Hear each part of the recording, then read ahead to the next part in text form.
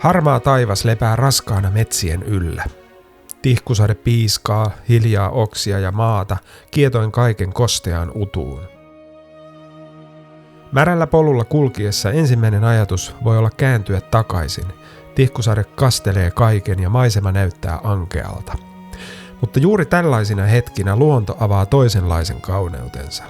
Maa on märkää viime päivien sateista ja siellä täällä lojuvat lumilaikut kertovat talven lyhyestä vierailusta.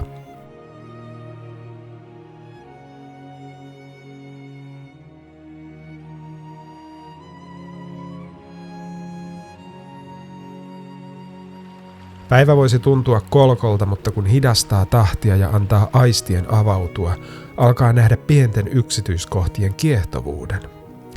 Oksien herkän tanssin tuulessa, heinien nöyrän kumarruksen sateen painosta. Eläinten jäljet siellä täällä näkyvissä lumilaikuissa ja kosteuden heijastamat varjot, jotka kertovat hiljaisesta elämästä.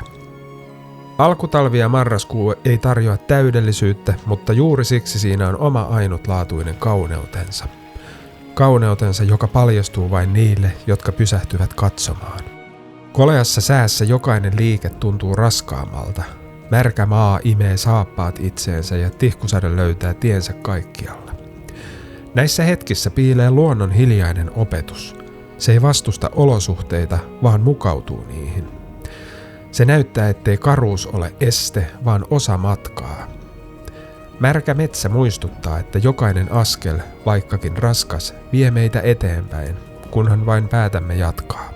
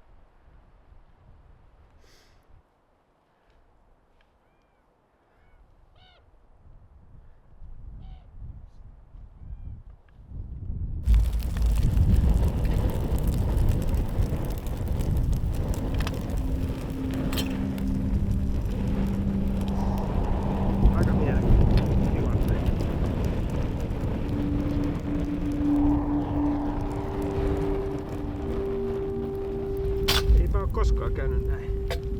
Mitähän tässä tapahtuu?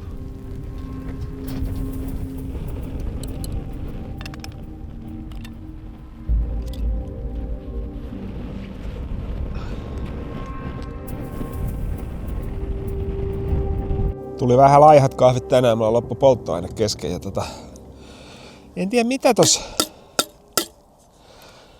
keittimessä oikein tapahtui. Sanokaa te, jotka olette enemmän Spreekeitintä käyttäneet, koska toi oli sellainen vanha pullo, mitä mä oon käyttänyt silloin ehkä 2 vuotta sitten viimeksi. Täällä oli vanhaa polttoainetta ja mä en muista, että oliko mä lisännyt tänne, kun ihan tuosta Trangia ohjeessa, siis keltaisessa pussissakin puhutaan siitä, että jos haluaa vähentää sitä nokea, niin sitten sinne voi lisätä vettä, oliko se nyt 10% tai jotain, en mä tiedä. Mutta joka tapauksessa se polttoaine silleen pärski ja mä kulutin koko pullon ja mä en saanut ihan kahvivesiä täysin kiehuvaksi. Mut menee tänäänkin ihan ok.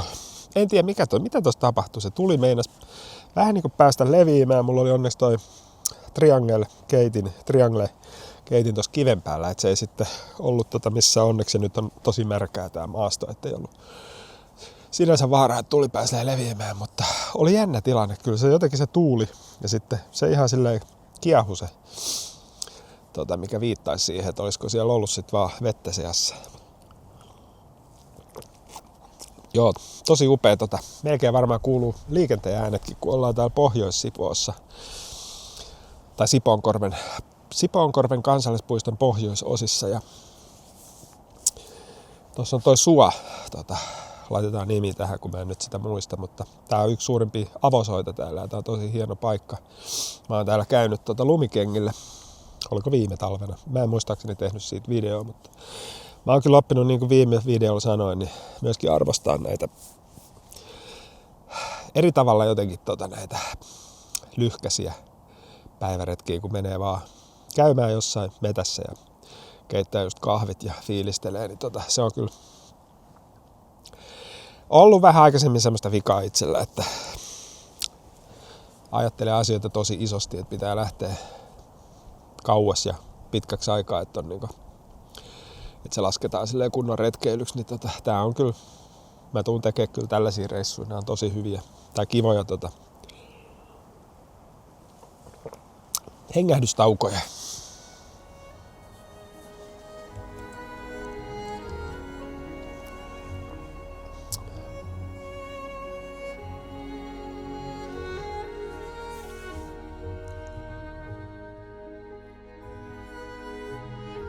Luonto ei piilottele keskeneräisyyttään, vaan opettaa, ettei arvokkuus synny täydellisyydestä, vaan aitoudesta.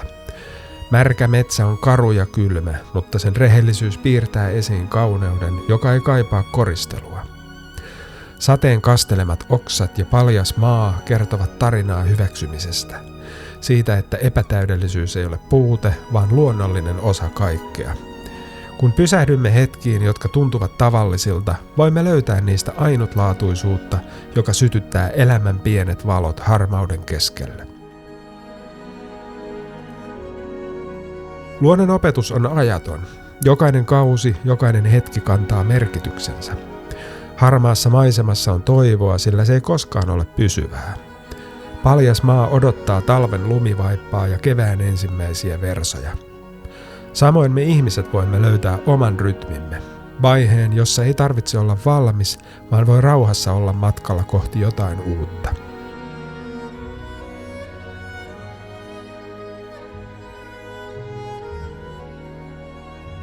Alkutalven metsä haastaa meidät katsomaan pintaa syvemmälle. Sen keskeneräisyys kutsuu näkemään myös itsemme hyväksyvästi, ei virheettöminä, vaan ainutlaatuisina. Kuten metsä odottaa uutta lunta ja sen jälkeen kevään vihreyttä, mekin voimme odottaa omaa kasvuamme. Alkutalven metsä kertoo meille, että keskeneräisyys on osa elämää. Ja ehkä voimme oppia näkemään itsemme, kuten näemme metsänkin. Kenties epätäydellisenä, mutta arvokkaina ja kauniina.